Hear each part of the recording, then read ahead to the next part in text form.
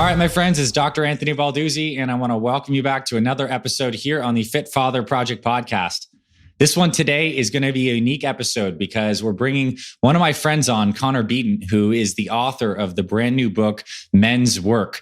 And today we're basically going to do a breakdown of what I consider to be a very profound book, and a book that will touch the lives of tens of thousands, if not of hundreds of thousands of men at the time of 2023 and beyond. So Connor, I'm so happy you're here, and I'm going to read your bio before I give you the floor and we can talk about this deep and profound book. So Connor Beaton is the founder of ManTalks, an international organization focused on men's wellness, success, and fulfillment. He is a coach, facilitator, teacher, podcast host, and speaker, helping men all over the world find purpose, healthy love, a joy-filled life, and fulfilling sexual connection. His teachings draw from an in-depth apprenticeship in Jungian psychology, Gestalt, cognitive behavioral therapy, and Buddhist and Taoist traditions. Connor has a no BS approach coupled with a compassionate understanding of our own human limitations, and he has coached thousands of men through private coaching, group work, workshops, retreats, and masterminds, and has shared the stage with world-class speakers like Gary Vaynerchuk, Lewis Howes, Danielle Laporte, and many more. And for more, you can always learn about Connor Beaton at his website, mantalks.com. Connor, thanks for coming on today. I'm really happy to introduce you to our Fit Father community. There's going to be a lot of men that will resonate with this. And like, fair warning for everyone listening, this is going to be a deep discussion. A discussion of the psyche, a discussion of our past, a discussion of understanding of self and of one another as men. So I would love for you to introduce yourself to everyone past what I've shared. And also I want to ask you, what is men's work and why write this book? Yeah, well, I appreciate the introduction, and it's always interesting sitting and hearing your own bio, as I'm sure you've felt. Outside of that, I'm a father. And I love your mission and the work that you're doing. I think it's become more and more apparent to me that as I step into the role of fatherhood, my son's 21 months old, how important it is for me to keep my body healthy and my mind healthy. And so I'm rounding the base to 40 next year. And it's been a mission of mine, a goal to be in the best shape of my life by 40. And I feel like I'm on good track for that. And so you've inspired me along the way as well, unbeknownst to you maybe. But that's really the most important part. I'm a husband. I'm a father. I'm an older brother to 4 siblings. I don't think there's much to know outside of the bio. Hopefully you'll get a sense of more of who I am. I've had many sort of like past careers that have led me to write the way that I write and to dig into the topics that I like to dig into.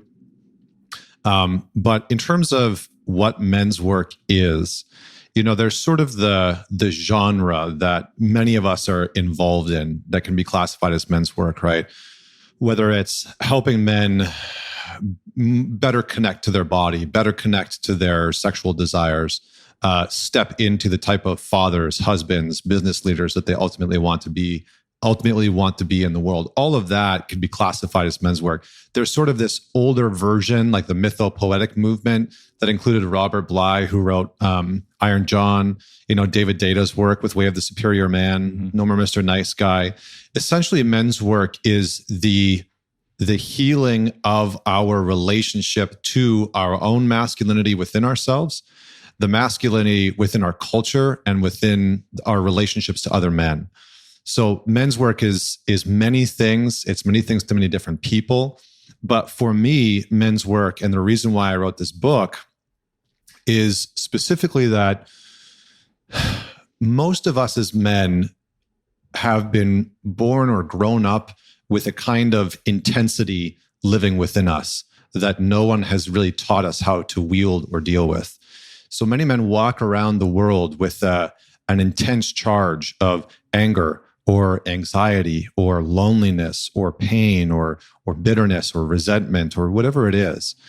And no one has actually taken the time to say, here's how you deal with that intensity that lives within you. And the reason why I think that this is so important, and most of it ties back into the pain that we've been carrying around, is that no one has taught us as men how to deal with the pain that we have endured, either in our childhood or in our adult life. And no one has taught us how to deal with the pain that we have passed on. Infidelities, betrayals that we have enacted, the failures that we may have caused within our marriages or businesses or our families. And so a lot of men are walking around the world wanting to achieve something in their life, wanting to build something, wanting to deeply connect to their family, but they feel stunted in some capacity. They feel unable to do so. And after working with thousands and thousands of men from around the world, what I started to notice is that it's largely because we have a culture of pain avoidance as men, that we have this false notion that you're stronger as a man if you are able to repress and suppress your hurt, your pain. And so that's the tactic that most of us are taught as men. And the problem with that is that A, it doesn't work, just to put it bluntly, but B, and we'll probably talk about this more later, your pain has its own sort of intelligence. And so the more that you repress it, the more that part of you comes out sideways in your life. Drinking, drug use, porn addiction, sex addiction, betraying partners, infidelities, gambling, being irresponsible in some capacity. So we as men have to be willing to sort of go on this quote unquote hero's journey of going into the cave within ourselves, facing the dragon within ourselves, because we all expect ourselves to go out into the world and face the dragons and the hardship of the world. But if we're not willing to do that within, then we're going to be stunted in some way. We're not going to be able to fully bring ourselves out into the world and give who we are and what we're capable of and what we want to our family, our friends, our communities. So that's sort of a condensed version of hopefully what men's work is. Yeah, really good answer. And we're going to unpack this all in detail. And my intention in moderating this discussion with you is basically, having gone through your book, is to ask questions and lead people through the 4 parts of your book and the structure, which is part 1 is lead, 2 is love, 3 is liberate, 4 is legacy. And in the lead chapter, you open the book with a bold statement. And that statement is, the work of men begins with pain. What does this statement mean, and why is that so important for men to understand?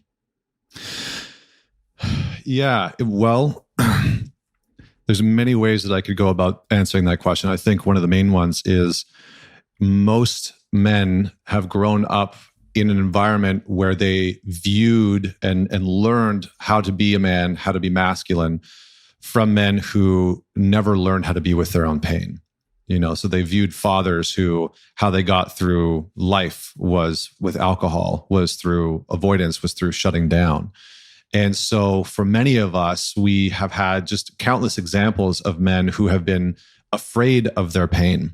And the reason why I say a man's work begins with pain is because the truth is that many of us have been hurt at some point in our life. We felt neglected, we felt abandoned. Maybe you experienced verbal abuse or physical abuse or emotional abuse growing up. Maybe you felt like you never really belonged within culture or society, or within your friend circle or within your family. And the challenge is that we carry that pain around, and it becomes the barrier for us to connect with the people in our lives. It becomes the block that's preventing you from having the type of sexual connection that you want with your wife or your girlfriend. It becomes the barrier for you to really truly connect with your kids and feel like you're effective at parenting. And so if we don't deal with this part, it then becomes the thing that is getting in the way. And for most of us, for most men, the sort of subtext that I didn't necessarily talk about in the book, but the subtext is when you start to face your pain, what you're really starting to face is who you are when you feel powerless. And for almost every single man, at some point in his life, he's been put in a position of powerlessness, sometimes against his will, right? Being picked on at school, bullied, feeling powerless, right? Not being able to, help a mom who is a single mother and is, saying like, your father was abusive towards me, or he abandoned us, or something along those lines. Powerlessness again. So whenever we feel powerless as a child, we carry a very deep pain within us that then teaches us that we need to compensate for that in some capacity. So we start to seek power. We start to seek control. We start to seek being in these positions where we are seen as invulnerable.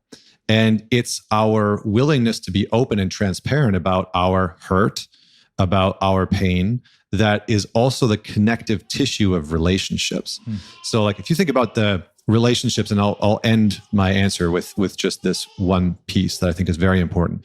If you look at a lot of the relationships that men have with one another, and you really ask them, do you feel like you have a really deep, meaningful connection with the men in your life? A lot of them will say no. Like in the UK, there was a study done that asked men, do you feel like you have a close best friend? And 50% of men said no.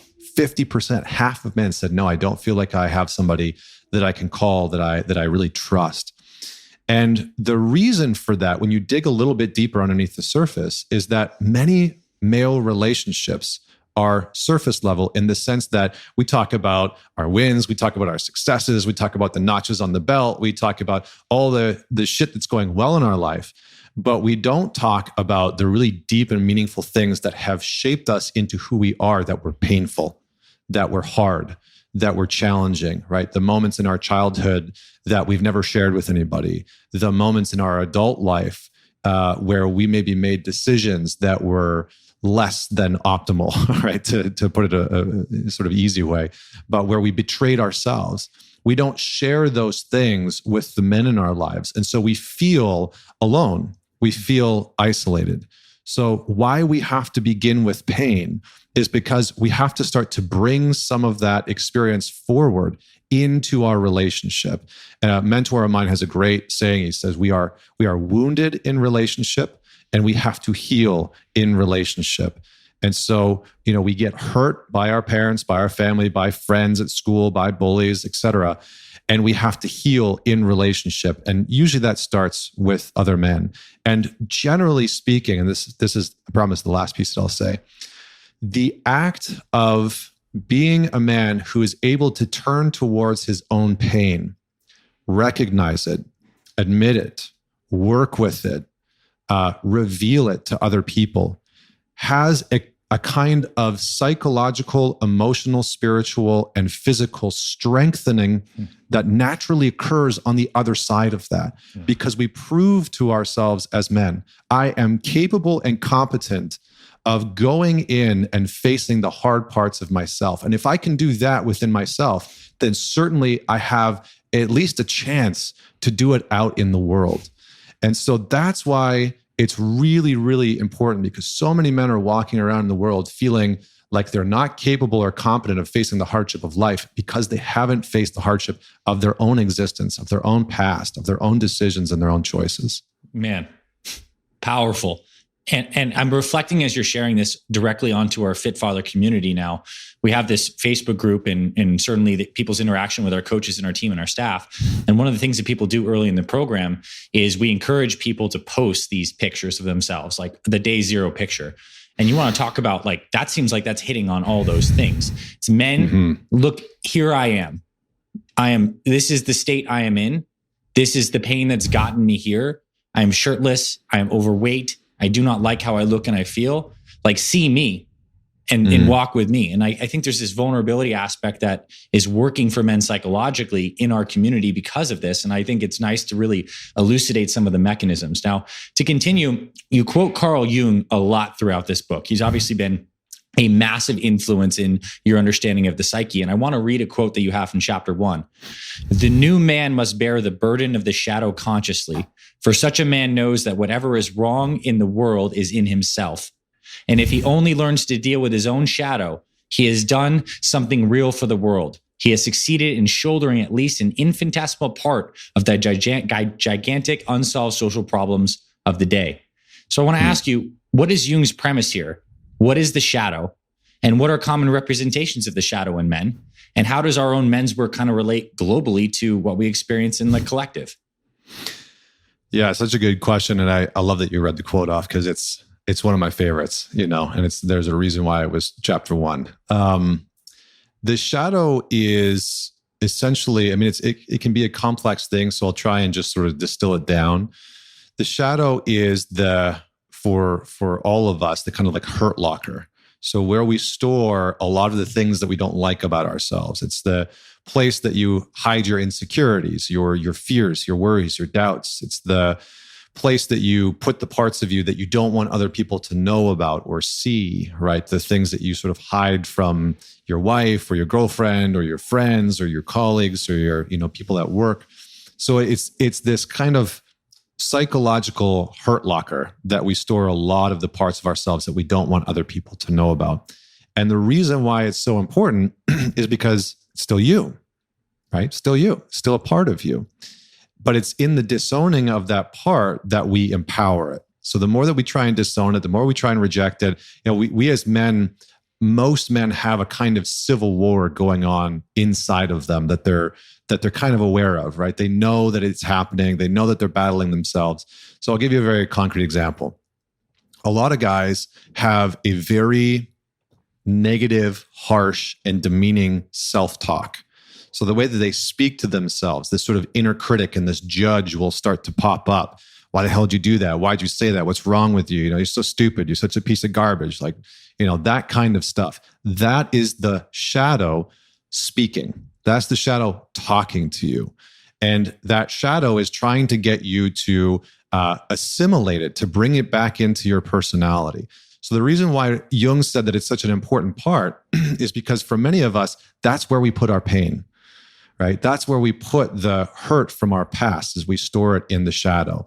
And so it's important because if we can begin to confront this part of us that we don't like, right? That you don't like as a man. I don't like my insecurities. I don't like my weaknesses. I fucking hate this judgment. Can I swear on your show, by the way? Sure. I just dropped some bombs. Okay. Drop them as needed.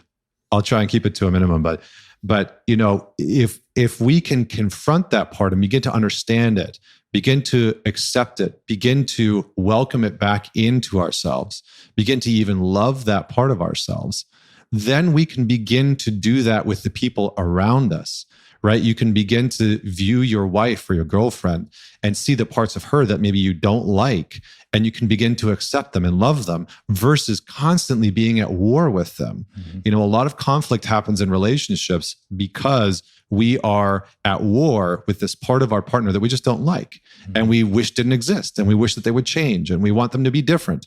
And so we have to learn how to love the full and accept the full parts of who we are. And that's not easy work. In Jungian, that's sort of like that's the dragon, right? These insecurities, these fears, these doubts. Those are the parts of you that you've been at war with that you need to start to welcome back in. And that's not to say that you should act insecure or needy, or that you should let your fears dictate your life. But it means that you don't allow them to be in control by rejecting them constantly. So I'll give one last example. I want you to imagine, if you're listening to this, that you're sitting at the head of the table. And at the table are a dozen kids, okay? There's 12 kids at this table. And on the one side, let's just say the right-hand side, are all the children that you listen to. You like them, you give them love, you give them praise, you give them adoration, you encourage them, you cheer them on. That's the one side that you like and enjoy. On the other side are the children that you dislike. You can't stand them, they irritate you, you're constantly yelling at them, you're belittling them. How do you think, just based on that very basic visual exercise, how do you think that those kids that you're disliking, rejecting, yelling at, etc., are going to act and respond? Probably pretty hostile. They're probably going to, whatever plans you're making, right? If you're at the head of the table and you're trying to coordinate these kids to go out for the day, whatever plans you're trying to make, those children are going to actively try and work against you. They're going to try and sabotage it. They're going to try and get your attention. They're going to slow you down. They're going to cause all kinds of chaos. And this is what Jung discovered, which is that the shadow becomes the kind of psychological material, the part of us that gets in the way of our goals and our aims and the type of relationships that we want and the type of love that we want. And so we have to start to pay attention to these parts of us, because if we don't, they will continue to get in the way of the progress and the growth and the development and the love and the connection that we are trying to build in our life. Very much so.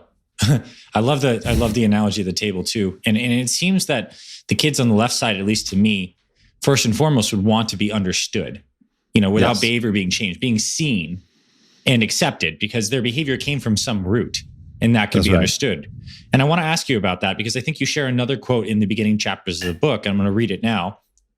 Within all men is a hidden man, an unseen man, a man who at some point in his life bought the narrative that suppression equals strength and survival. So I'd like you to speak into that. You use these terms a lot in the beginning chapters of the book. What is suppression? What is repression? And why is this so pivotal to men's work? Yeah, well, so in many ways, if you think about how you learned to be a man, how you learned to be quote unquote successful at being a man, was oftentimes through these sort of social narratives of suck it up, be a man, stop crying, big boys don't cry, real men don't cry. So there's all these narratives that tell you that if you are a man or a young boy who's feeling or experiencing something that's unsavory, what you do with it is push it down. So that's suppression. It's an outside external force that tells you that you shouldn't feel that way, you shouldn't experience that, you shouldn't think that way, you shouldn't believe that thing. And so you actively work to ignore that part of you. So a very clear example is, I'll give two examples. One is a young boy growing up who's sensitive, right? Who cries every once in a while. Maybe he's getting bullied at school. He comes home, he tells his dad, he's crying, he's emotional. He's like, I don't fit in. The other boys at school are bullying me. And the dad's response is, just shut up. Like, you don't feel that way. Like, what's wrong with you? Stop crying, stand up for yourself. And the father meets him with this kind of, you shouldn't be feeling that way. So in that moment, the boy learns, well, in order for me to be a man, in order for me to appease my father, what I need to do is I need to stuff down this feeling of I don't belong, I'm sad, etc. And I need to pretend that I feel strong. I need to pretend and put on a persona of strength. And so that becomes a cycle that boy then lives into. And then usually in his 40s or 50s, he'll have a kind of a midlife crisis where he'll realize that the persona, the facade that he's created of strength, of competence, of feeling very rooted and grounded, behind all that is this very real truth of I feel very insecure. I feel very weak sometimes. I feel like I'm not able to really get my needs met in my relationship or at work. And so that will start to peek through. So that's what suppression is. And then repression is something that we as an individual do to hold something down in order to belong. So another example is maybe the young boy is angry about something within his family system, right? He's not getting the type of attention that he wants from mom. And so, he's acting out a little bit. He's getting a little bit angry and, sort of like kicking and just doing what kids normally do. And mom ignores him, right? Mom ignores him entirely, puts him in his room, just shuts him off, doesn't engage with him. And so the boy learns that in order to get attention, I need to repress what I'm actually feeling, which is a little bit of anger and frustration. So he'll start to hold that part of him down. So he won't communicate his anger. And that young boy can become a man who's completely disconnected from his anger. And anger is a very important thing. It allows us to set boundaries. It allows us to protect what matters to us. It can be an incredibly powerful force in our life. So repression is the act of pushing down something in order to fit in, not because somebody told you to do it, but because you have inferred, I need to ignore my anger. I need to ignore my sadness in order for mom to love me, in order for dad to accept me, in order for these other boys, these other kids to invite me in.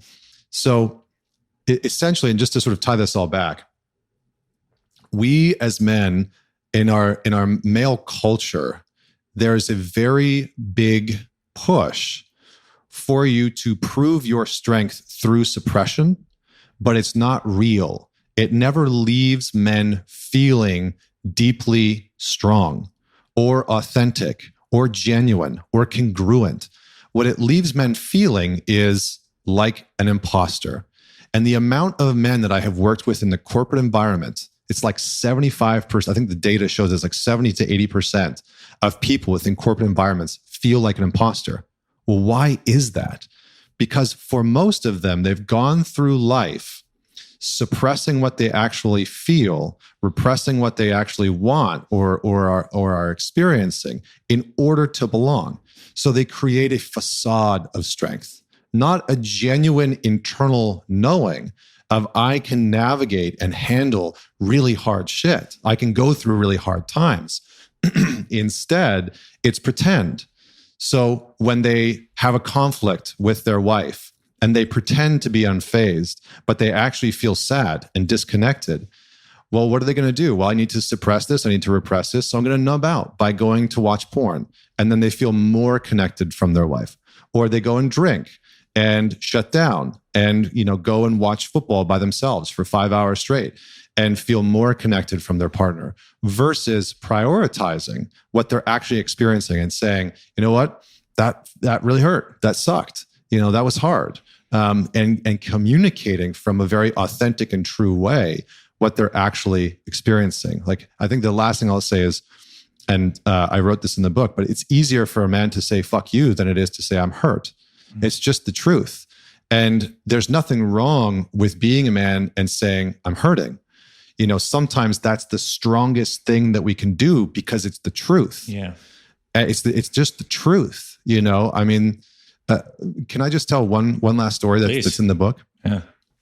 I've worked with a number of Navy SEALs and men from the military, and one of them had come back from Afghanistan, and he was in a relationship that he really loved. He really loved this woman. He wanted to make it work, but he was finding that a lot of his anger and rage was coming out in the relationship, and he didn't really know why. They were constantly arguing. He felt very sort of dysregulated, volatile. He's getting very angry all the time. And we started to dig into what his experience was during the war. And I asked him a very simple question, which was, did you lose any brothers in arms along the way? And he said, yes. I said, okay, what happened? How did you grieve the loss of those men? And very quickly, what we discovered was that they just didn't really at all grieve the loss of those men.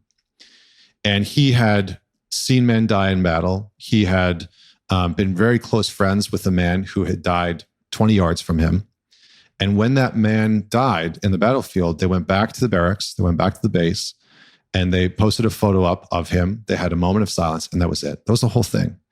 So this man had lost men in his life that he fundamentally and deeply loved and cared about and felt close to, but had never grieved the loss of their lives, because he had been taught that in order to be strong, in order to get through battle, in order to navigate through life, you need to push down what you're feeling.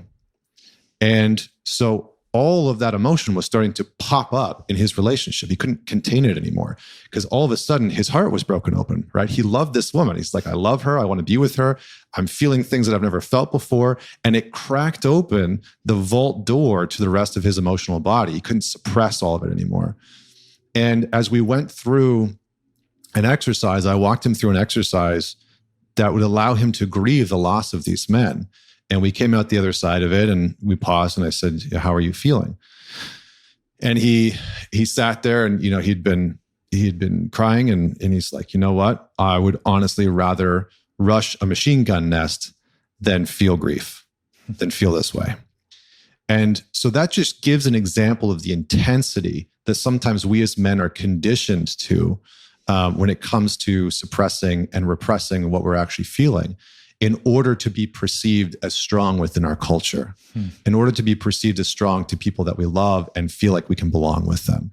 So, and for most men, there will come a time in their life when they'll realize this mechanism does not work. It will break down. It fundamentally will start to have a net negative impact on their relationships, on their finances, on their health, on their family, on their business, where they'll really start to see the damage, the real, and I mean that, the real damage that this suppression and repression is having on their life. And they won't be able to ignore it anymore. And it might, unfortunately, come on the other side of hitting rock bottom for some men. Yeah. And I think it often, in my experience, seems like it gets the targets of that repressed emotion are those closest to you. It's going to be your 100%. Family. It's estranged kid relationships when you're in your 50s and your kids aren't talking to you for some period of time. I want a couple comments that I have on this. It seems to me just like the weight that I want guys to realize, and they probably have picked this up, of like how important being a father is. the real magnitude of this, because so much of what you're sharing is discussing the psychological impact of our own emotional well-being and how that interfaces and shapes the soil of our kids. Another reason to put on the belt of why being a fit father and having that integrated is so important.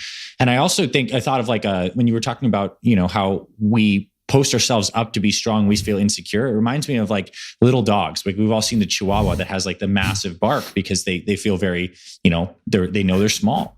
And I also had this idea of like a young kid with almost like that broken heart who puts on this big sheet of armor and then goes out into the world in this like desert with the armor and tries to project strength, but has hurt. But that armor disconnects us from people. And I thought it was interesting as I was thinking about that. As men, we often glorify the idea of the lone wolf, the solitary hero, this idea of being strong in solo. And we glorify this in our movies, whether it's Mark Wahlberg in Shooter or John Wick or whatever it is. There could be better examples than that. But what do you think about this concept of the lone wolf? Is it a helpful concept for men, or is it a symptom of the damaged male psyche that, we can be strong in isolation and that we have the ability to just like be that solitary badass? Yeah, I mean, I think it's a lie.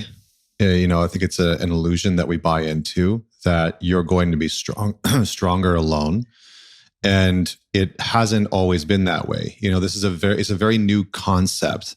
If you look from a historical or an anthropological sense, what you'll find is men in groups, always.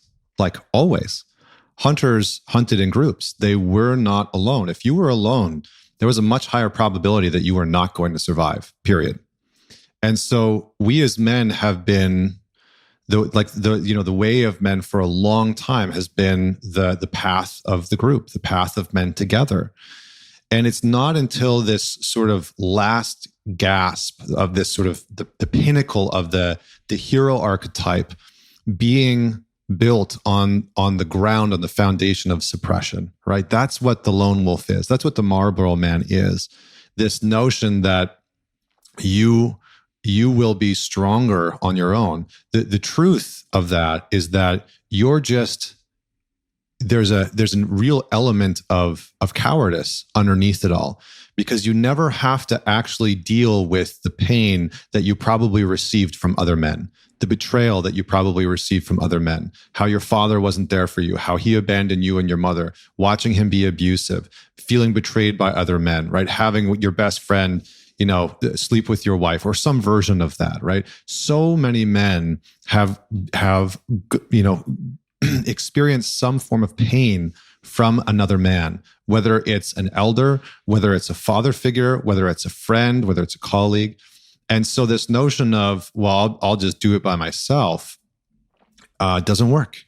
And it ends up isolating you from those around you. And like I said before, the really great men, if you look at the really great men throughout history, are men who are able to be in relationship.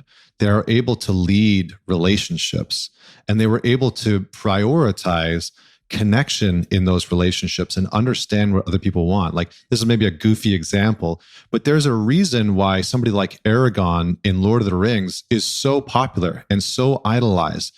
There's a man who went on that journey of being the Lone Ranger and had to come out of that space to realize that he actually wasn't having the impact that he wanted and knew that he was capable of having on the world.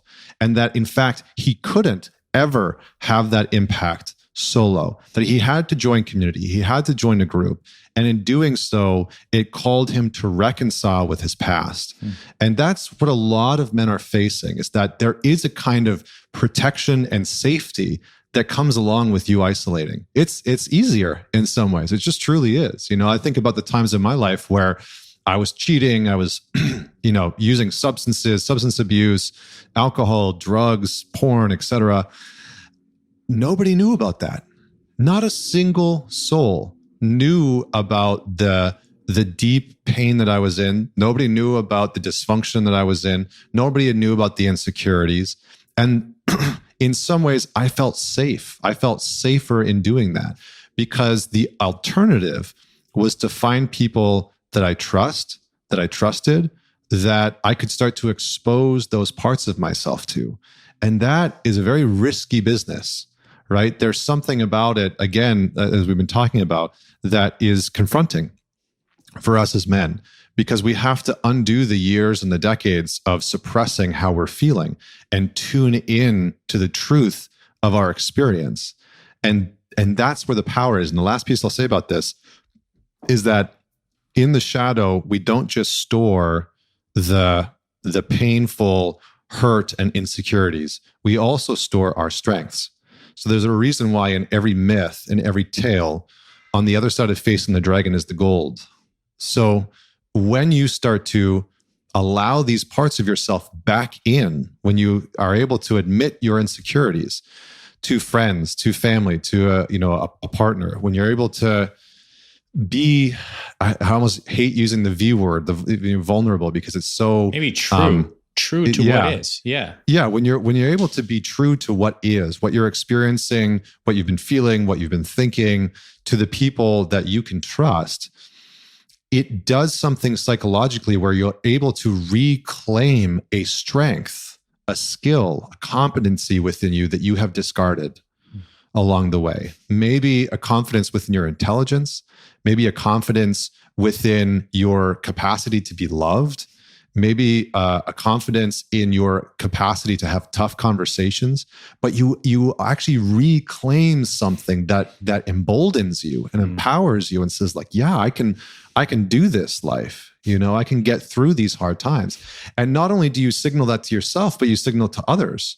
So your wife can trust you more. Your friends can trust you more, because for most people, and for a lot of relationships, women can feel that there's something that you're hiding. They can tell that there's something that you're ignoring. And so when you start to say, actually, yeah, that's right, I am feeling insecure, or I am afraid, or I am sad, or I am angry, then they don't have to guess where you stand. They know because you're owning it. Yeah. And I mean, we often think of ourselves as like our conscious minds and what we can pick up with our logical thinking and aspect, but we are so much more intuitive than that. And like, we can pick up the undercurrent of energy in whatever you want to go off of that. I have another quote I'd like to share. In chapter 3 of the book, you quote Nietzsche, and you say, "What was silent in the Father speaks in the Son. And I often found in the Son the unveiled secret of the Father." Now, there are a lot of fit fathers listening to this right now.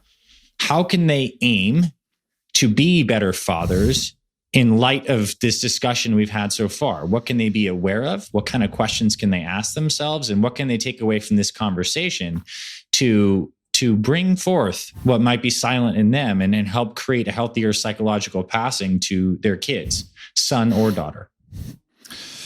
Man, this one could be its own conversation and book. So I'm going to try and condense this down to something tactical and practical that guys can take. I think one of the biggest things that we can ask ourselves as men is, what have I not forgiven my father for? And to be brutally honest about it. What have I not forgiven him for? And what might forgiveness look like towards him? That's one thing. The second thing is, what did my father not teach me or give me that I would have really liked? And then the follow-up to that question is, how do I begin to give that to myself? How do I begin to give that to myself? So say your father didn't give you quality time, or he didn't teach you certain skills, right? Maybe you wanted, this is a very common thing that I hear from men. I wanted my father to teach me archery or how to hunt, or like how to mow the grass. I remember sharing in a workshop with a few hundred men that my grandfather taught me how to mow the grass. Just a very basic thing, right? He's like, you should go this way and then diagonally that way. And it was such an arbitrary thing at the age of like 12. But I look back at it, and when I shared it at the workshop, what I realized was so many men responded to that by saying, I wish my father had taught me that. I wish a man in my life had shown me how to do that. So there's merit in looking at, what did I really crave from my father? What did I really want him to teach me as a man, or how to be a man? What are some of the skills that I wish that he had shown me? And then do that. Literally commit to going out into the world. Like, one of the things that I have picked up is archery for myself. And so we bought 5 acres of land and we built a house. And I have a little section on the land where there's this really long strip between the trees that's just open, where I now have built an archery range. And so it's little things like this where you can start to what I in the book call father yourself, because the act of fathering yourself, of parenting the kind of younger version of you, the boy that still lives within you, right? The act of doing that will strengthen your capacity to be a father tenfold. It's astronomical, because you will be very practiced in understanding what you wanted as a boy, what you needed as a boy. And it'll help you attune to your kids, right? How to discipline them better, how to be present for them, how to understand their, emotional up and downs, right? When they're going, like my son is 21 months old, and sometimes he'll go from like laughing to crying in a heartbeat. I'm like, what the hell is going on? But then I realized like, oh, I have that within me too, where sometimes there's that emotional roller coaster that's happening, that my younger self is still alive and present. So start to really look at what is it that you wished for from your father, and be honest about it, and then commit to giving yourself those things first and foremost, and then seeing how you can bring them into your parenting with your own kids. Maybe that's something that you passed down. Like historically, the role of the father is somebody who's this sort of arbiter or continuer of traditions of certain things, specifically and often masculine or male traditions, right? So teaching the young man, this is how you carve a spear or an arrowhead, right? Teaching him, this is how you take aim. This is how you use a slingshot. This is how you learn to fish, and to fillet the fish. Like very simple and basic things that maybe if you're honest, you would have loved to learn as a boy. And if you can begin to give those to yourselves, then you will be parenting yourself. You'll be fathering yourself, and you can transfer that to your kid. And maybe you don't even teach him at first, maybe, or her. Maybe it's just you doing it while they're around. And they can kind of see like, oh, interesting. This is what my dad does, and maybe I have an interest in that too. So there's these very simple things. And then I think lastly, it is seeing who we wanted our father to be, but didn't get. Most young boys, not all, but most young boys at some point will have a kind of arrogance within them that says, I know who my father should be in order to raise me. He should act this way, and he should say these things, and he should connect with me in these ways, and he should call me at these times, and he should, teach me these very specific things. So being able to witness who you thought you wanted your father to be, and seeing if you can let that go entirely. And if your father's still alive, giving yourself the grace and the permission to see who he truly is without layering on top of it who you think he should be as a man, and liberating him, freeing him from your expectations as a son. Because one of the things that we never really think about as men, especially when we become fathers, is what does it mean for me to be a good son? And if your father is still in your life, then I would encourage you to ask that question. How do I love my father for the man that he is, and not for the man that I wanted him to be, and not for the man that I want him to be still? And to live as if he didn't have so much control over your life still. Wow. A lot there. Very powerful. Very powerful. One personal reflection I'd like to share is I actually, now that you shined a lot of light on it, I've been in the process of actually like fathering myself recently. Having lost my dad at a young age, I didn't get the man skills. And it's not surprising that my new hobbies right now are buying power tools and learning how to drill stuff around my house and like getting gear to go backpacking and teaching my daughter these things. And it's amazing to me when I think about this, is like the deficiencies that we feel personally that we want to like grow into or acquire, whether it's a skill to fill a void or something to heal, are intrinsically the exact puzzle piece that we're going to go give to our kids. So we are like connected through the relationship threads with our parents. This is like the ancestral passing, and it's probably even deeper than we understand in DNA and however that works, that we'll learn in 150, 200 years. But it's so cool how we're all connected generationally through these relationships. Now, I want to ask you, this is very, very similar to what we've been talking about. There's two big words that come up a lot in your book, and you talk a lot about pain and resistance, but you talk about them not in the light that many people do, which is, something maybe to avoid. You talk about them as signs. Like, so why should men lean into this experience of resistance? And what does resistance like tell us about where it shows up, how it shows up, what it means? First off, I really appreciate the way that you asked that question, because it evokes a very clear answer. Imagine for a moment that you as a man are going to go and hunt, and you're tracking an animal, okay? And in this sort of myth that I'm creating, this sort of story that I'm creating, the animal is a sense of purpose, a sense of meaning in life. If you're tracking that animal, and there are all different signs, right? There's hoof prints of the animal in the ground. There's the scent on the wind. There's the sort of like markings. There's the droppings.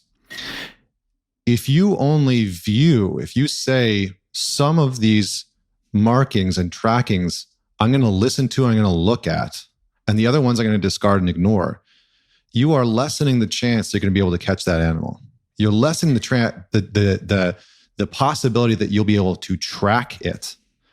And so many men want to hunt purpose, fulfillment, and joy and meaning in this life, but they want to ignore the signs that might actually lead them there. So they want to look at all the good shit, right? They want to like, oh, well, here's where I feel really excited, and here's where I feel really joyful, and here's what feels really good for me. Follow your passion. Cool. All of that's great. No problem. What about your grief? Have you ever considered that the key for you gaining ground on the pursuit and the track of your purpose and your meaning in life requires you to learn to read the signs of your grief and your pain and your resistance and your sadness? And those are all markings along the trail. And when you ignore them, you literally ignore data that is trying to point you in a direction. All of it's just data, right? It's just information. Your anger is information. Your grief is information. Your sadness is data. Your joy is data. It's all just data and information. And so if you choose to go through life only reading half of the data, you are intentionally blinding yourself.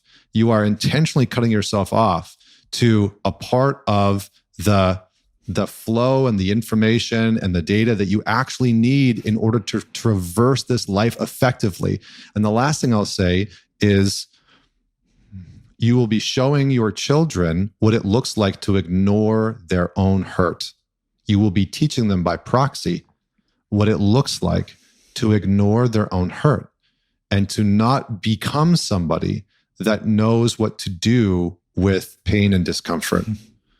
So you have a choice, right? You can start to look at the data and make it be as relevant as the gratitude and the joy and the love and the happiness, and to see what can come out of that space. I have learned just as much from the grief of my life that I have from the high moments. Mm-hmm. But we live in this culture of modernity that tells you that you should only ascend, you should only go up, you should only win, and that there's no lessons to be found in the hardship of life.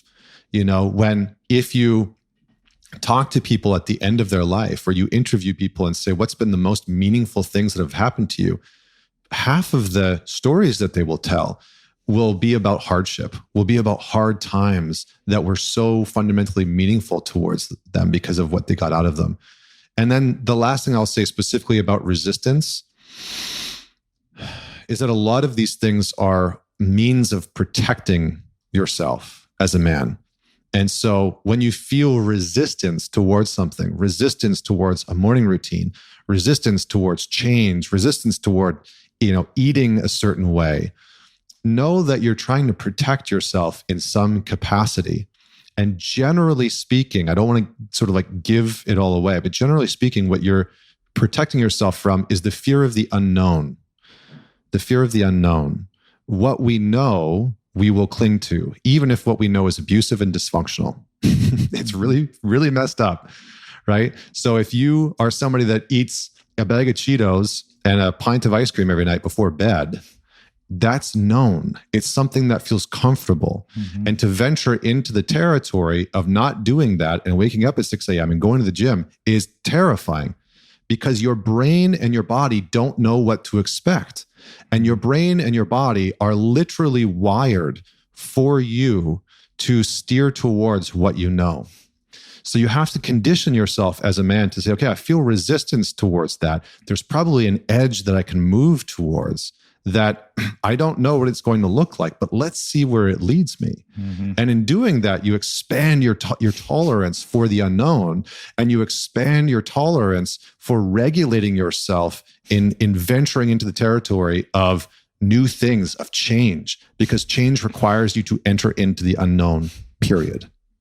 Wow. I mean, I think guys who have gone through our Fit Father program will reflect on that being their direct experience. Like, I'm so thankful that we are embodied, that we have these physical bodies and that they have the ability to get out of shape, and we have the ability to get them back into shape, because it's such a tangible thing. Like the unknown of pushing through and going through a focused period where you start to build an exercise habit, and then it becomes intrinsically motivating over time. And then you're actually gaining this meta skill that applies to all areas of your life, of like expanding, of doing hard things, of shaking off limiting beliefs, and you retrain. I want to pivot a little bit and talk about another important emotion and experience that men have, and that's shame. What is the role of shame in our lives? How do we approach shame, heal shame, understand shame in ourselves, and maybe even in our loved ones? Oh boy. Okay. Well, I think a good distinction to begin with is the difference between guilt and shame, because a lot of us conflate those things. And I think for most men, shame is often the emotion that they are least conscious of in the work that I've done. It's usually the thing that they're feeling right before they sabotage. It's usually the thing that they feel, before they start the argument, or, before they blow up or become defensive or get reactive, but they don't know it. Usually we are the least conscious to our shame, because our shame is a tough emotion. And here's why. Guilt generally says, I have done something wrong.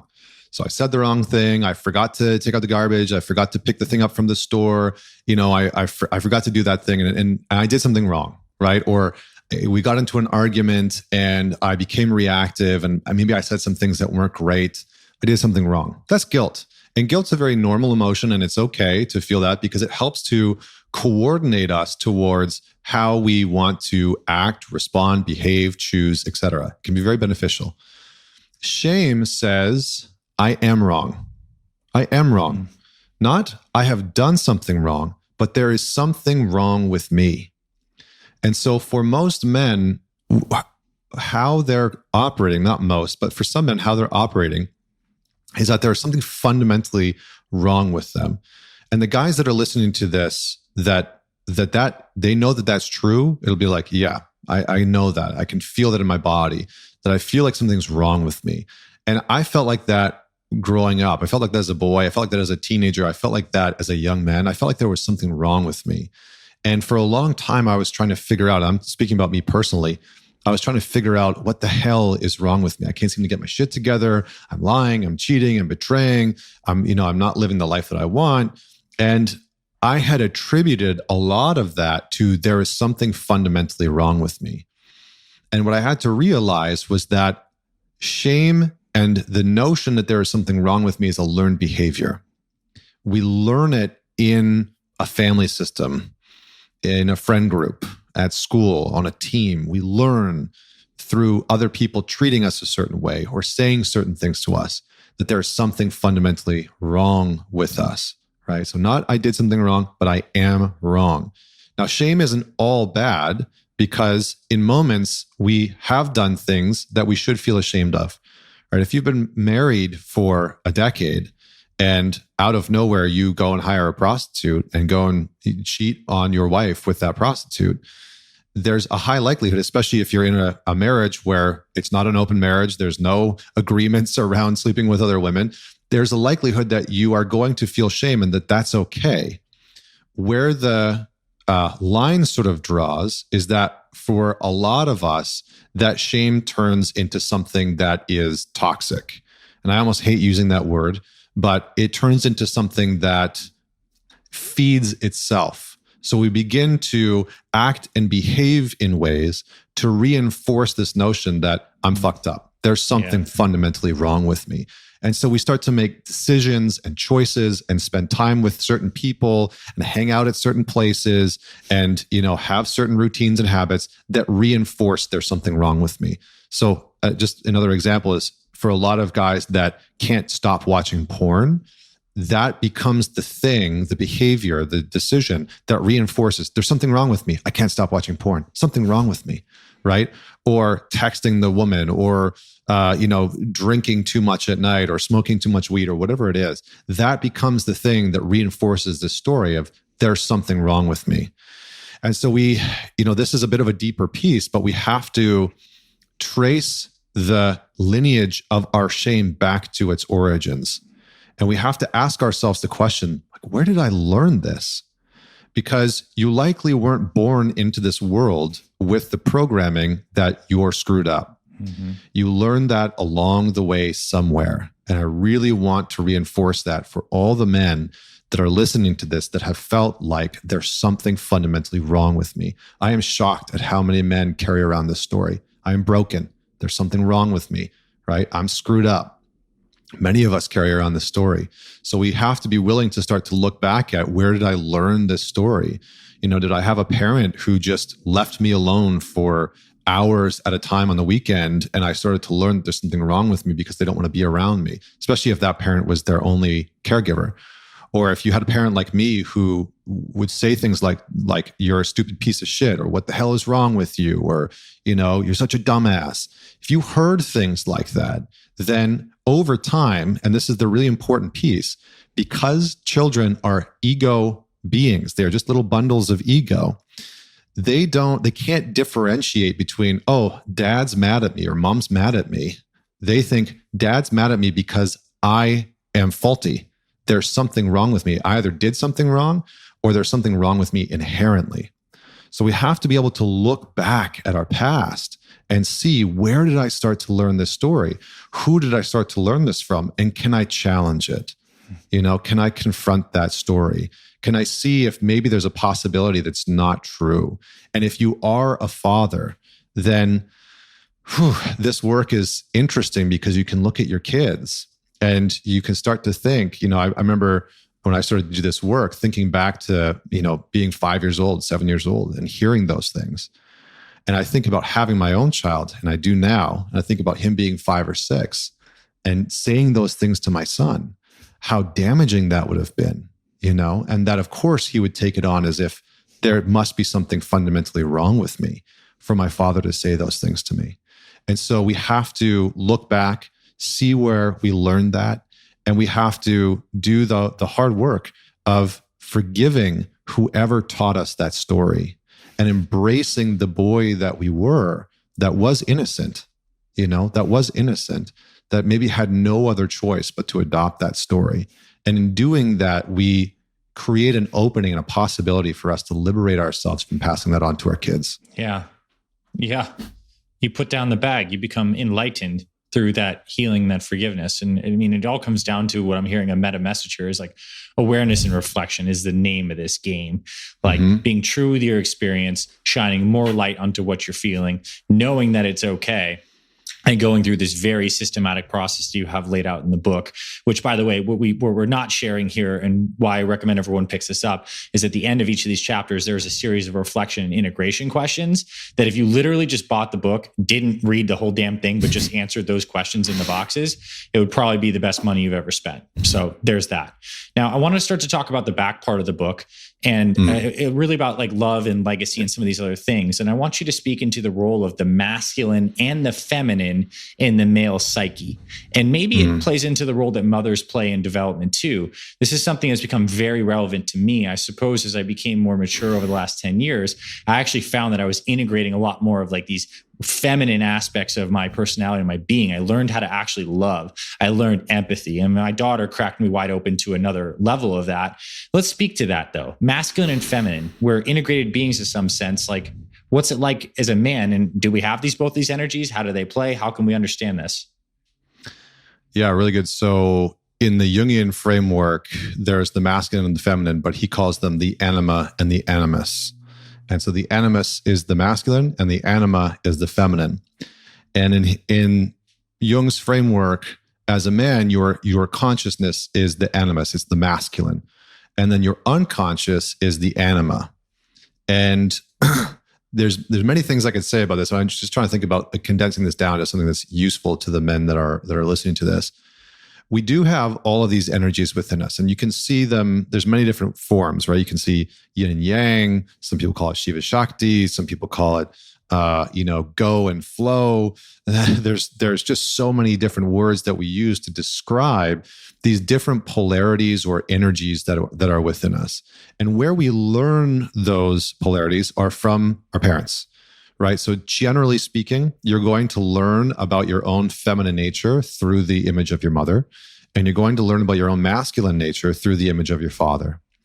And the relationship to the feminine is interesting because for the first 3 years of your life as a child, specifically for the first up to 2 years, right? So 0, birth to 2, a child cannot differentiate between itself and mother. Cannot. So its nervous system and its neurology are literally experiencing in some ways what mom is experiencing.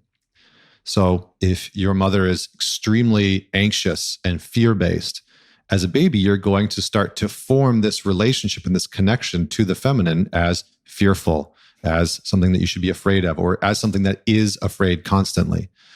And you start to form this unconscious knowing of what the feminine is. And as you get older, that will oftentimes get projected onto the women that you date. And, we could go deep into that. But I think one of the main pieces that I think is important to all this is that when you get into a relationship with a woman, it will start to reveal something about you, right? So if you've ever been in a relationship with, most guys have, where they fall head over heels in love with a woman and they're obsessed with her and they find themselves becoming like needy and they're over texting and they're oversharing and they're like giddy and they can't get enough of it. And they find themselves sort of acting in a way that's like, why the hell am I doing this? I'm turning into like a stage 5 clinger here. Like, what's going on? Generally speaking, that is often because that man, his feminine nature within himself, how he wants to view his own feminine nature has been connected or projected onto that woman that he's dating. So she sort of becomes this perfect woman to him, the embodiment of how he views the ultimate feminine. And oftentimes it will oftentimes because he has outsourced something within himself that he lacks onto that woman. So I'll be more clear about that. Say if you're a man who's very harsh with himself, right? Very harsh, very demeaning in inner story, self-critical. And then he gets in a relationship. You get in a relationship with a woman who's very kind, very loving, and you find yourself pursuing and chasing after her validation, chasing after her recognition, chasing after her praise, needing her to tell you you're good enough, smart enough, sexy enough, how good you were in bed last night, the whole thing, right? Why the hell is that happening? Like, why does that actually happen? Well, it's happening because you lack that feminine trait of compassion within yourself. And so you need that sustenance and that nutrient from the woman that you're dating, because you have disconnected from that feminine quality within yourself. So being in a relationship with a woman will start to reveal these traits and these parts of you that have maybe been underdeveloped or that you're afraid of, or that you don't want to connect to. And so we can start to see, like, okay, when am I expressing, when am I allowing myself to be in this more feminine orientation and in a more masculine orientation? Because the masculine is going to help you create structure and ground and provide order and create direction and have a sense of vision of where are things going? Where is my life going? Where's my career going? Where's my health, my relationship, my marriage, my family? Where are all these things going? What's the direction I want to take them in? And then the feminine is going to provide that nurturing, that care, that compassion within yourself, so that when you get things wrong, you don't just automatically beat the crap out of yourself. There's room for some compassion that's within yourself that you don't then need in such massive amounts from your partner. Right. And it's not to say that we shouldn't be in a relationship where our partner doesn't give us praise and validation and compassion. Absolutely. Right. It's the amount of craving of that's indicative of the lack of wholeness that we feel. That's right. Yeah. That's right. So we get to look at, when we're in relationship with a woman, what's being revealed about us? What do we think that we really need from her? What are we saying that she is, right? What do we dislike about her? I hear a lot of men in our modern culture that are like, oh, my wife or my girlfriend, she's so angry. She's so aggressive, like she's so dominating. And generally, if I dig a little bit deeper, what I start to notice is that those men are disconnected from their own assertiveness. They have abandoned their own assertiveness. And so there's this interplay where their partner is more in her quote unquote masculine. She's more in this very assertive, dominating energy. And he's more in his feminine orientation of being more compassionate, more understanding, more sort of caring. And oftentimes these men are very afraid of their own assertive energy, to create boundaries, to create structure, to say, that's enough, or I don't want to do that, or I don't want to go on that, I don't want to go to that show or that dinner date. And so they go along with whatever their partner says, and then resentment builds. So it's important for us to have some form of framework. If you don't like masculine and feminine, you can use anima and animus, or yin and yang, or whatever framework that you like. But to start to see these opposing energies and how they're being expressed within you, because the aim is to bring some coherence within you. Like, I'll give you an example. My previous career, in a previous life, in my early 20s, I sang opera. And when I was doing that, I was also doing yoga, which, for the most part, these are sort of very feminine things, very expressive oriented things. But I was also lifting weights. I also was street racing and stunting my 1,000cc motorcycle. So, in some ways, it was me trying to find some coherence between the masculine and feminine within me, some of those polarities within me.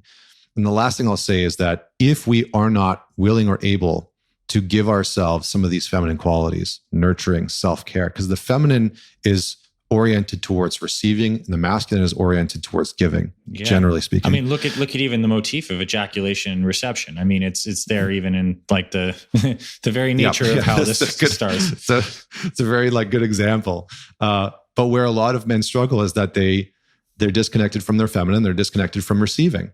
And so they simultaneously really want praise, validation, love from their partner, but they will not allow themselves to receive it because they think that it makes them more weak.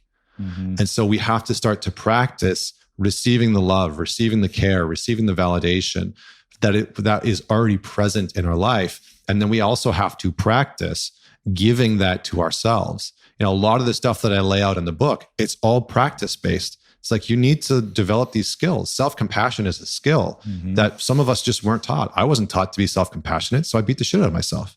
So I had to learn to be compassionate towards myself. That was a practice. That was a skill I had to develop. And I think it's the same path as like the guys who are walking this Fit Father path and are working on the skill of healthier nutrition, healthier exercise, understanding there are concepts, and then there's like the dojo of your life and you're practicing. This is like the inner version of that. And I'd like to share a quote from kind of recapping what you said. I just thought it was really awesome. It says, your relationship to your partner, friends, work, and the world are all secondary. Your primary relationship is your relationship with yourself. Your choices, ethics, morals, values, and psychology. Your relationship and partner are a mirror through which you see yourself more clearly. a place to sharpen your edge and develop healthier, stronger, and deeper relationship with your own nature.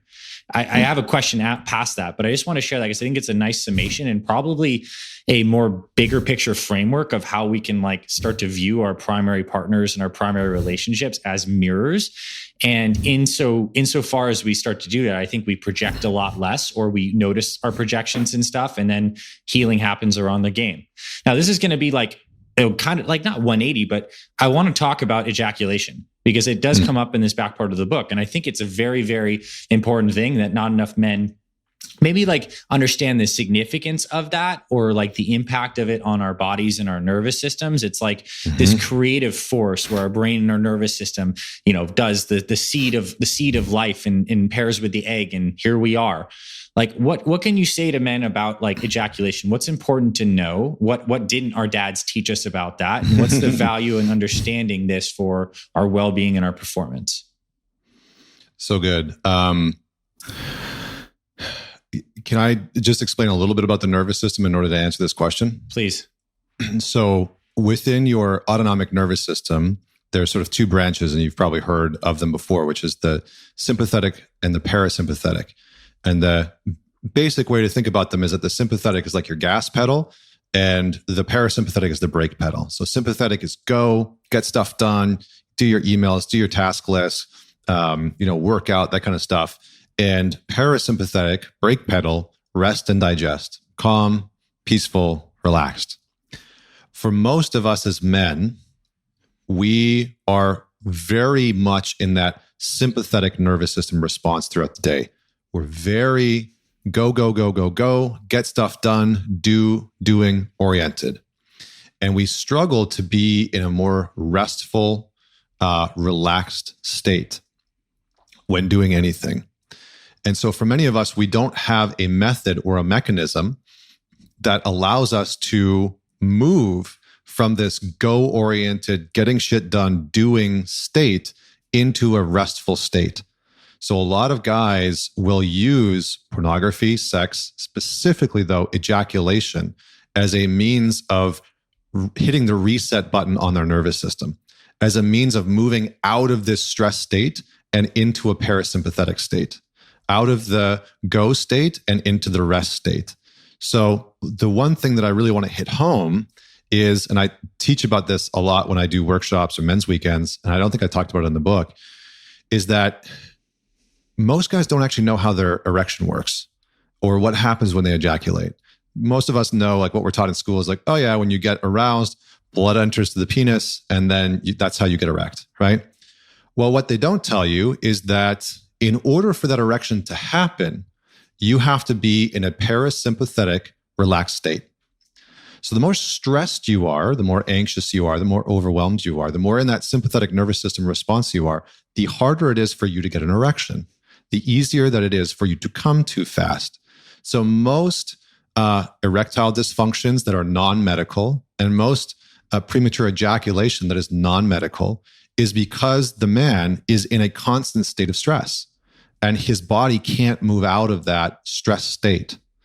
So the way that our arousal works is we get aroused, maybe you see your partner, your heart rate starts to, go a little bit faster, blood starts to, pump through your body, but you feel rested for the most part. And that's what allows an erection to happen. And then the closer that you get to ejaculation, the more that your ANS, your autonomic nervous system, starts to dial up more and more towards this sympathetic nervous system response. And then as soon as you come and ejaculate, your body moves in for a brief moment, heavy into the sympathetic nervous system, heavy into that gas pedal, and then all the way off. So after you ejaculate, prolactin is released in your brain and oxytocin is released in your brain, which is the bonding chemical. And prolactin in women is actually specifically for lactation, it's for breastfeeding. But within men, it has a different function, which is to actually calm and soothe your system. So you can think of it as like the soothing chemical in some ways. So after you ejaculate, your body moves into this very calm, relaxed state. So a lot of guys, and myself included, I used to watch porn every day and have sex all the time. I was using ejaculation as a means to regulate my internal system, to feel less stressed, to feel less anxious, to feel less spun out. And that was my sort of like drug of choice. And I think for a lot of guys, that is their means of regulating their nervous system because they don't have any other practice. The big thing to this, and I'll give some help because they're like, okay, well, what if I'm dealing with, premature ejaculation or erectile dysfunction? It's not medical. The major thing that I want every man to know, and I wish I could like put this out on billboards, is that your breath acts as the dial between your sympathetic and your parasympathetic. So when you start to become more stressed and more anxious, your respiratory rate per minute starts to elevate, meaning that you're taking more breaths per minute, which generally means that your breath is more shallow in the body. And then your heart rate also speeds up to match that, okay? When you exhale a little bit longer, so just say that you like practice this, if you're listening to this, you could inhale for a count of 4, pause for 2, and then exhale out the mouth for 6.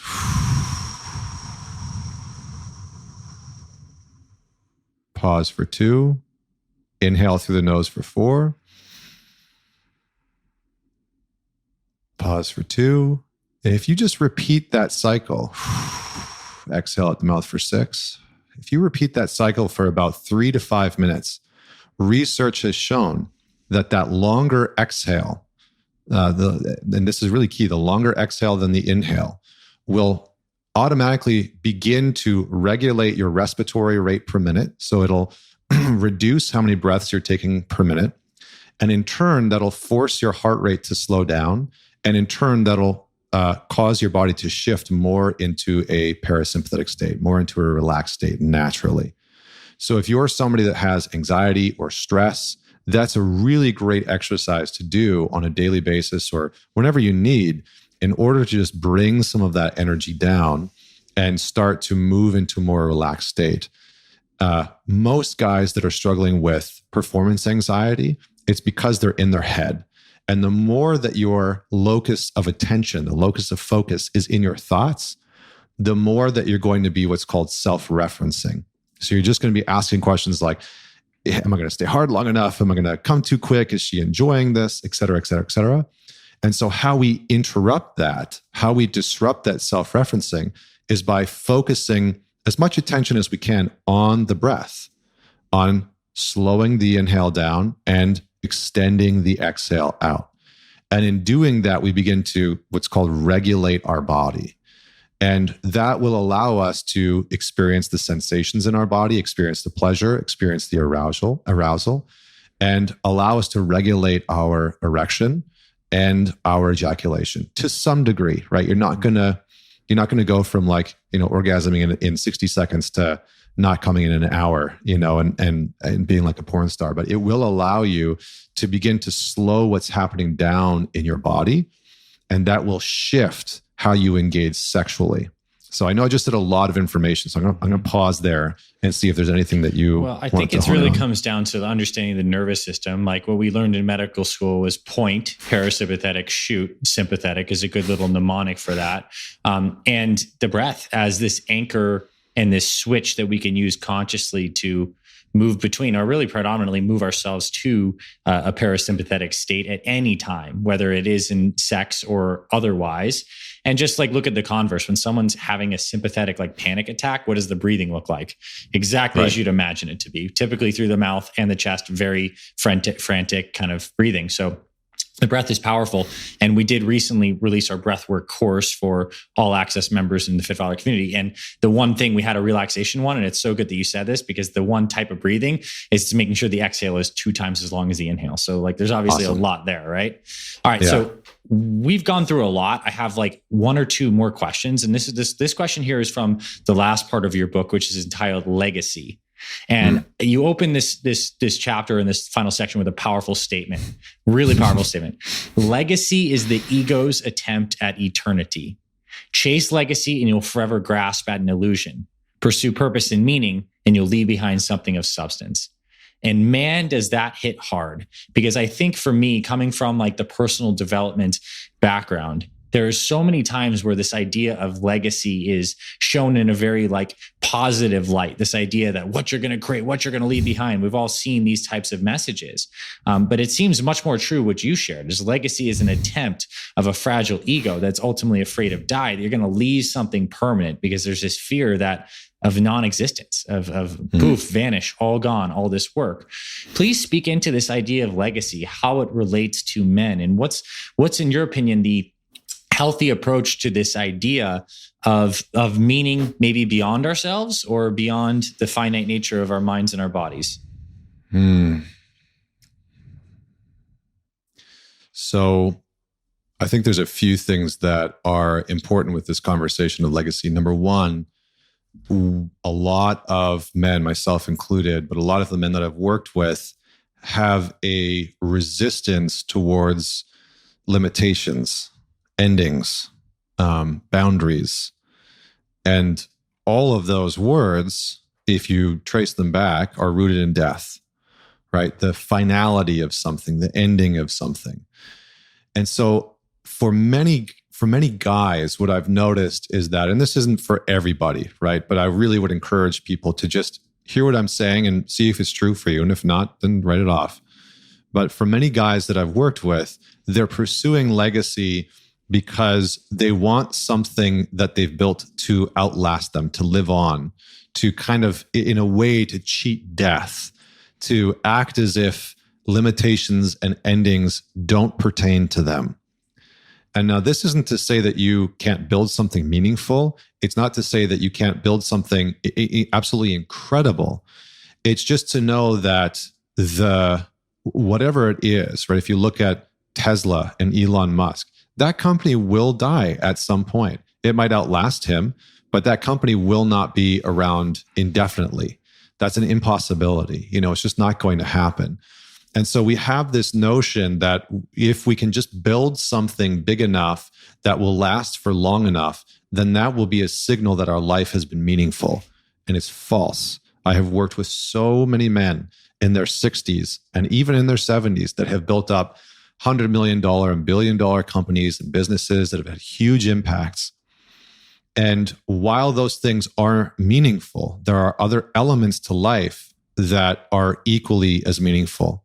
So we have to be able to look at, I think one of the biggest things, and I talk about this in the book, is that a legacy is made by who you are right now in this moment and how you behave and what you choose and how you treat people and how you interact with people. Legacy isn't just what you do, it's who you are. It's how you be in the world. And so if who you are and if what you've built is something amazing, but who you are is an asshole, then that's probably not a legacy that you want. One of the biggest things, there's a lot of research around death and end of life care. And one of the biggest things that people say that they want at the end of life is forgiveness. It's the thing that we all want, forgiveness. I want to be forgiven. And so maybe your legacy is that you build something amazing, but maybe your legacy also includes that you live life in such a way where you give forgiveness, where you ask for forgiveness, where you act in a way that is congruent, so that when you die, the way that people talk about you matches who you knew you were in your lifetime. And for me, that's a legacy that feels worthwhile, because I will build incredible things, and I am building, some really cool stuff right now. But I think for me, one of the most impactful things is what I leave people with every single time I'm in an interaction with them. Did they get something meaningful? Was I deeply present for them? Did I get a sense of who they were? Belonging is probably the most underrated asset that we all want. We all want to belong. And so if you can be someone who allows people to feel like they belong or are seen or understood in every moment, my friend, you will create a legacy that you cannot quantify, that you cannot, there's no spreadsheet that's going to be captured in. Yeah. And I think that for most men, and I could be wrong about this, but my sense, my gut, my intuition tells me that for most men, that's the legacy that they really want. You know, it really truly is. It's when we lose sight of that we want to build something that, you know, spans 1,000 years from now, some company or business or something like that. And maybe that thing will happen and maybe it won't. But if you've acted in a way where you've allowed people to belong and they felt loved by you, my God, what a gift, you know, like what a gift to humanity. That rings so completely true in my experience. And I think that's where I'd like to end this, because that is what a message. And I'll ask you one final question is like, what is the final call to arms you have to men who have listened to this, besides go and buy this book, where they can buy it? It is out now, and where they can connect with you more deeply, because I know there are men, especially men here at the end of this conversation who are still listening, that this is clearly very resonant with. And I can say, from having been able to read like a pre-release copy of your book, like this is the book that is going to be on my bookshelf next to Way of the Superior Man. It is that good. So please give us a call to arms on where men can do, how they can connect more deeply, and where they can get this book.